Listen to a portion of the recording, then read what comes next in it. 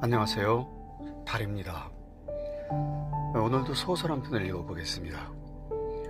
오늘 읽을 소설은 윤성희 작가의 자장가인데요. 이 소설은 제목에 있는 그대로 자장가가 있는 소설입니다. 음악이 있는 소설입니다. 이 소설 속 자장가는요, 딸이 엄마에게 불러주고 싶은 자장가입니다. 보통 엄마가 딸에게 자장가를 불러주는데요, 이 소설 속에서는 이 거꾸로 되었습니다. 바뀌었어요. 딸은 고등학교 1학년이고요 엄마는 아빠와 이혼하고, 소설에 이혼한 부모의 사연들이 많이 나오죠. 엄마의 남동생, 그러니까 딸에게는 외삼촌이 차린 동물원 매점에서 일하고 있습니다. 그런데요, 이 딸이, 소설 속 딸은 살아있는 딸이 아닙니다. 딸은 어느 날 갑자기 교통사고를 당해 죽고 맙니다. 죽은 딸이 서술자로 등장하는 그런 소설이죠. 네, 딸이 죽은 날은 딸의 학교에 특별한 행사가 있는 날입니다. 그 행사는 짝짝이 양말을 신는 행사입니다. 같은 양말을 신는 것이 아니라 오른발에는 흰색을, 왼발에는 빨간색을, 이런 식으로, 무늬가 다르다든가 이런 식으로 짝짝이 양말을 신고 오는 그런 날입니다. 그 날에 아이들과 이 딸은 놀고 여러 가지 행사를 치르고, 그런 다음에 집으로 돌아오다 교통사고로 사망하고 맙니다. 근데 이제 이 소설 속에 죽은 딸이 서술자로 등장한다고 했는데요, 이 딸은 천국에 가지도 않고, 이 천국도 이승도 아닌 소설 속의 나라에서 계속 살고 있습니다. 물론 작가가 그렇게 만들었겠죠. 수십 년 전 히트쳤던 영화죠. 데미 무어와 패트릭 스웨이지의 영화 고스트, 사랑과 영혼이라는 영화, 그런 영화를 생각하면 대충 어떤 설정인지 짐작을 하실 수 있을 겁니다. 이렇게 그 죽은 영혼을 살아있는 소설자로 설정하는 이러한 흐름들이 있어요. 작년에 젊은 작가상을 수상한 김멜라 작가의 제 꿈꾸세요도 그런 일종이죠. 연관시켜서 어떤 요소들을 우리가 맥락을 짚어가면서 살펴볼 수 있을 것 같습니다. 근데 이 소설에 따르면요, 이 소녀 영혼이 천국에 가지 않고 지상에 머물러 있는 이유가 있습니다. 소설 한 대목을 직접 읽어보겠는데요. 네, 결혼 준비 중 다투었다는 글을 올린 뒤 블로거는 활동을 멈추었고, 엄마가 좋아하는 블로거가 활동을 멈췄습니다. 지금 소설을 읽고 있습니다. 엄마는 한동안 불면증에 걸리기도 했다. 딸이 파혼한 것도 아닌데 왜 엄마가 잠을 못 자? 내가 핀잔을 주니 엄마는 만약 나에게 그런 일이 생기면 잠을 더 푹 잘 거라고 대꾸했다. 나라도 잘 자야 네가 내 걱정을 안 하지. 엄마의 말에 나는 입을 삐쭉 내밀고 말했다. 그래도 섭섭하니까 일주일 정도는 불면증에 걸려달라고. 엄마는 꼭 그렇게 해주겠다고 약속했다. 내 장례식이 끝난 뒤 엄마를 따라온 것은 그래서였다. 혹시라도 엄마가 잠 못 들까봐, 내 생각을 하며 밤새 눈물을 흘릴까봐. 네, 그렇군요. 혹시라도 엄마가 죽은 딸인 자신을 생각하다가 잠을 못 들까봐, 자기 생각을 하면서 밤새 눈물을 흘릴까봐 소녀는 장례식이 끝난 후에 하늘나라로 가지 않고 엄마를 따라왔습니다. 그리고 초승달이 상현달이 되고 상현달이 보름달이 될 때까지 소녀는 엄마 주변을 맴돕니다. 그런데요, 엄마는 새근새근 잠을 잘 자고 새벽까지 깨어나지도 않습니다. 소녀는 그래서 슬펐어요. 엄마가 잠을 못 자면 그 옆에 앉아서 머리를 쓰다듬어 줄 텐데, 또 잠을 자는 엄마의 꿈속으로 들어가서 내가 아직도 여기 있다고 말해주고 싶은데, 꿈속에 들어가는 법을 몰라서 소녀는 슬펐습니다. 슬프면 웃고 기쁘면 운다. 기쁘면 울고 슬프면 웃는다. 이 훌륭한 소설가는 이 아이러니에 정통합니다. 좋은 소설은 기쁨 속에서는 이 웃고 있어야 할 독자를 기쁨 속에서 울리고요, 슬픔 속에서 울고 있어야 할 독자에게 웃음을 띠게 합니다. 일종의 위트를 던집니다. 그러니까 소설은 아이러니와 위트가 함께하고 있습니다. 소설가 윤성이도 그렇게 하고 있는데요, 윤성이 소설가는 어린 소녀의 죽음과 홀로 남은 엄마의 이야기 외에 절대로 눈물을 흘려놓지 않습니다. 이 소설을 슬픈 분위기로 만들고 있지 않다는 얘기입니다. 이 짝짝이 양말을 신고 눈 내린 운동장에서 뛰어노는 아이들을 등장시킵니다. 서두부터 그렇게 합니다. 이 명랑한 풍경은, 그런데요, 이 명랑한 풍경, 짝짝이 양말을 신고 눈 위에서 눈사람을 만들고 뛰어노는 아이들의 이 풍경은 입시로 고통을 받다 죽은 학생과 친구를 기리기 위해서 교장 선생님이 이날을 만들었다는 대목에서 이제 갑자기 아이러니가 됩니다. 명랑한 풍경 뒤 저편에 커다란 비극이, 슬픔이 숨어 있는 것이죠. 또 이날 학생들이 만든 눈사람 품평의 도중에 농구 선수 모습을 한 눈사람이 갑자기 팔이 무너지는 바람에 웃음을 놓치는 장면이 있습니다. 역시 위트입니다. 이 좋은 작가는 작품 속에 위트와 아이러니를 섞어 넣습니다. 그런데요, 제가 볼 때 그 중에 압권은 음악입니다. 이 소설은 사실 그 음악을 전문으로 출판하는 프란츠라는 출판사에서 5명의 소설가에게 음악 소설을 써달라고 부탁해서 기획한 그런 소설집 속의 한 편입니다. 그러니까요, 이 음악을 집어넣은 이 부분을 우리가 잘 살펴봐야 되는데요, 이 윤성희 작가의 내공을 살펴볼 수 있는 부분입니다. 그런데 음악을 집어넣긴 집어넣는데 어떻게 집어넣었느냐, 바로 이 부분을 주목해서 봐야 된다. 저는 그렇게 말씀드리고 싶어요.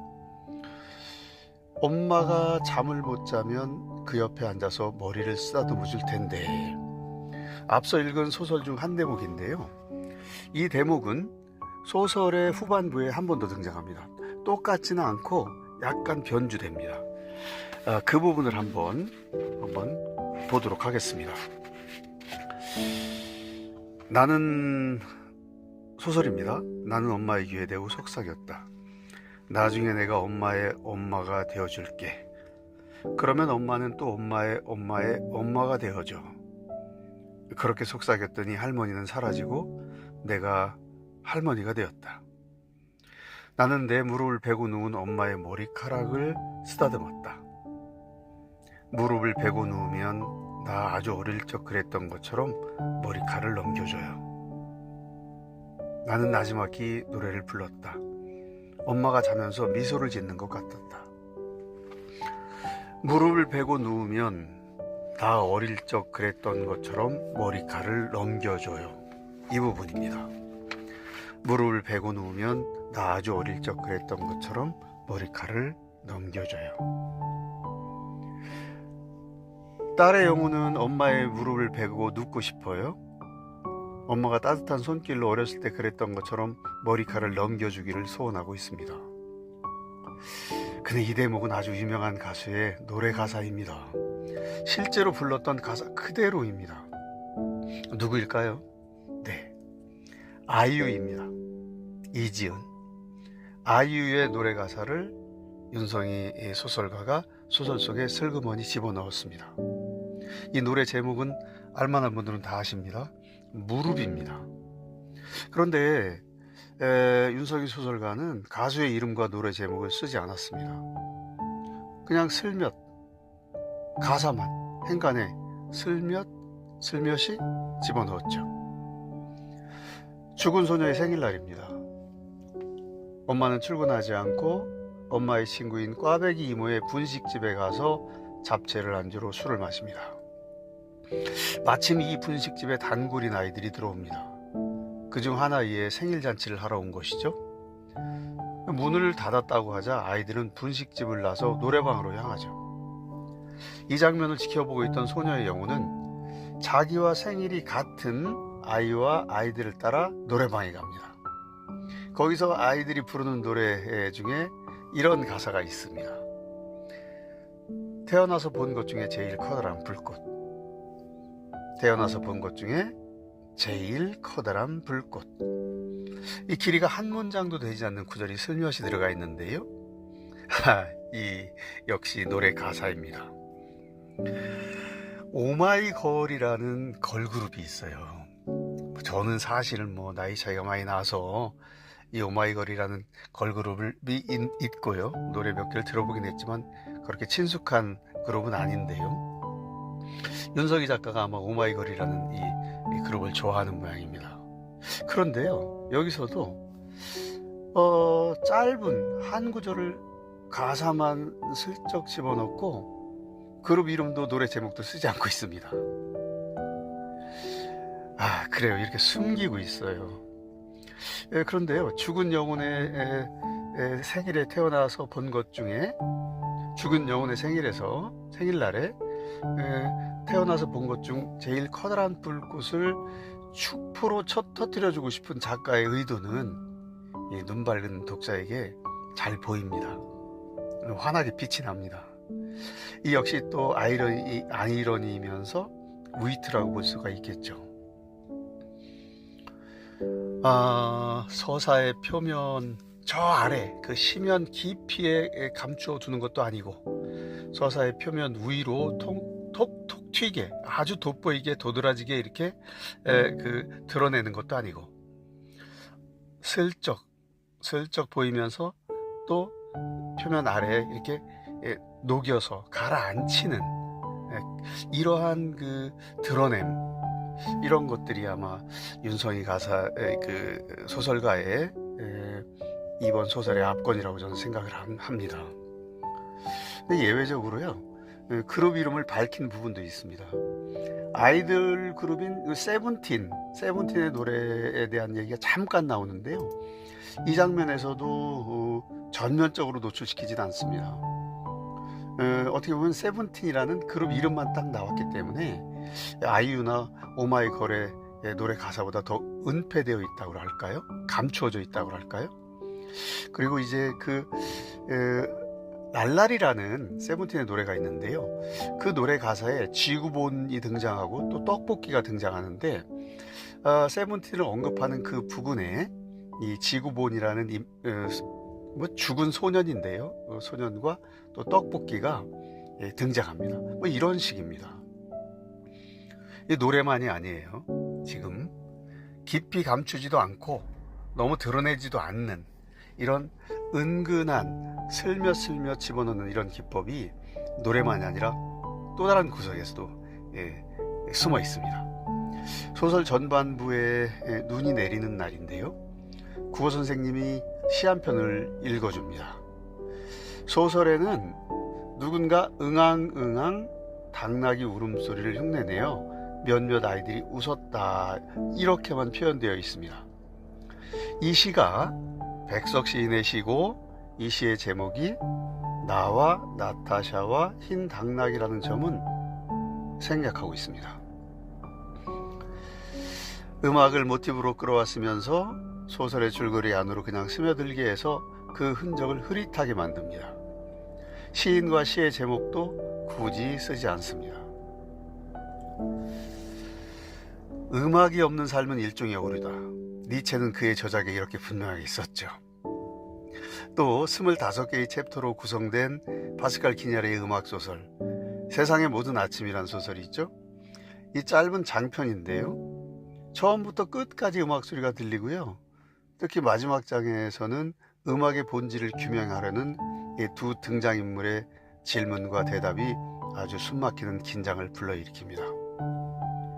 또 우리 세종 집현전 교실에서 함께 공부하는 박복수 선생님의 설명으로 확실히 알게 된 밀란 쿤데라의 참을 수 없는 존재의 가벼움은 베토벤 현악 사중주를 아예 BGM, 그러니까 백그라운드 뮤직으로 깔아 놓다시피 했습니다. 이렇게 크게 울리는 음악이 있는가 하면 윤석이 소설의 음악은 잠들기 직전에 귓가에 맴도는 자장가처럼 그 소리들이 꿈속으로 사라지는 듯 합니다. 낮에는 보이고 밤에는 들립니다. 낮의 감각은 시각적이고 밤의 감각은 청각적입니다. 회화나 그림은 낮의 예술이고 음악은 밤의 예술입니다. 그래서 아마 많은 사람들이 밤에 술을 마시면서 음악을 듣는지도 모르겠어요. 이 자장가를 들려주는 윤성이의 소설도 밤의 소설입니다. 어둠 속을 헤매는 영혼의 노래입니다. 그런데 이 슬픈 노래를 작가는 아이러니와 위트로 들려줍니다. 그래서 더 감동적입니다. 음악가로 치자면 베토벤 쪽이 아니라 모차르트 쪽이겠죠? 네. 이 추상표현주의 대가 마크로스크는 모차르트는 아이러니와 위트를 지니고 있다 이렇게 말했습니다. 가볍게 쓰면서도 깊이를 내포하고 있는 그런 예술. 윤성이 작가는 아마도 음악가로 치면 모차르트 계열이다 이렇게 볼 수가 있겠죠. 소설 속 등장인물들은 모두 다 슬픔 속에 빠져 있는, 죽었거나 비극을 당했거나 그와 연관된 인물들입니다. 이 소설의 등장인물들을 이렇게 모아놓는다면 슬픔의 집합체라고 불러도 부족하지 않을 것입니다. 그 인물 한 사람 한 사람의 슬픔에 대해서도요, 작가는 젖은 마음으로 쓰고 있지만 천진하고 명랑한 목소리를 버리지는 않습니다. 그렇지만요, 이 소설의 마지막 대목은 아이러니도 아니고 위트도 아닙니다. 엄마를 사랑하는 딸이 온 마음을 다해서 부르는 자장가가 이 젖은 파동을, 슬픈 파동을, 울림을 우주의 끝까지 울리고 있을 따름입니다. 한번 읽어보겠습니다. 내일 나는 세발 자전거를 타다 넘어지는 엄마의 꿈을 꿀 것이다. 모레는 한글을 배우는 엄마의 꿈을 꿀 것이다. 모래와 모래를 헷갈리고 불가사리와 불가사의를 헷갈리는 아이. 그때마다 삼촌은 엄마에게 꿀밤을 먹일 것이다. 아프지 않게 살살. 엄마는 그렇게 매일 한 살씩 나이를 먹겠지. 꿈속에서 엄마는 근사한 연애를 하고 다정하면서도 책임감 강한 남자와 결혼을 하고 아무리 화가 나도 방문을 걸어 잠그지 않는 딸을 낳을 것이다. 그 딸은 원하는 대학에 들어가지 못해 재수를 할 것이고 엄마는 갑자기 살이 쪄서 탁구를 배우러 다닐 것이고 로또 복권 3등에 2번이나 당첨될 것이다. 그 돈으로 60살이 되면 세계 일주를 할 것이다. 그때까지 나는 매일 밤 내 무릎을 베고 잠든 엄마에게 자장가를 불러줄 것이다. 내가 아주 어릴 적 엄마가 내게 그랬던 것처럼. 네, 윤성이의 자장가였습니다.